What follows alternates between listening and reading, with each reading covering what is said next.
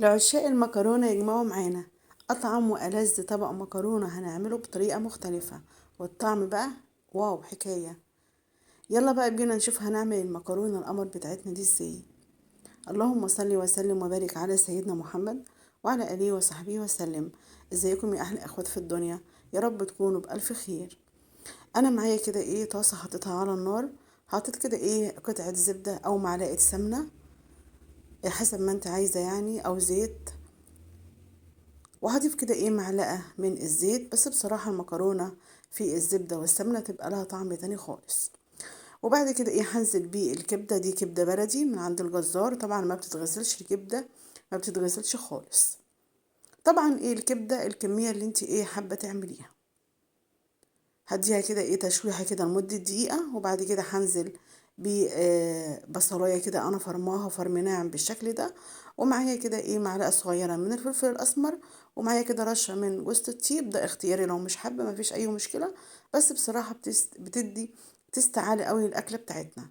وهنزل كده بالملح كده حوالي نص معلقة كده صغيرة من الملح، ومعايا كده حوالي 3 فصوص من الثوم مهروسين، ومعايا حوالي كده 3 قرون من الفلفل الحامي ده سبايسي.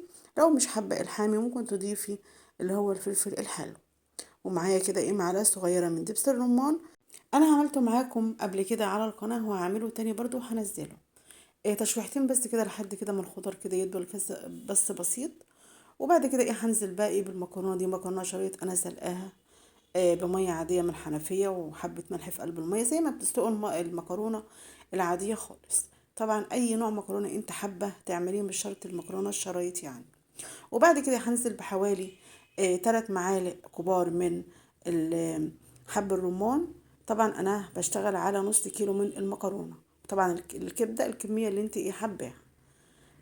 هنقلب كده المكونات دي كلها كده مع بعض كده لمدة دقيقتين كده على النار. وبعد كده يبقى معانا كده احلى واطعم طبق مكرونة هتاكليه. بصراحة في منتهى الجمال، ريحة وطعم بقى فعلا حكاية. على الوش كده هنرش كده حبات من الرمان، ويبقى معانا كده جاهز احلى واطعم والذ طبق مكرونة هتعمليه على طريقتي. بصراحة في منتهى الجمال، تحفة. جربوه ان شاء الله هيعجبكم. نتقابل ان شاء الله مع فيديو جديد.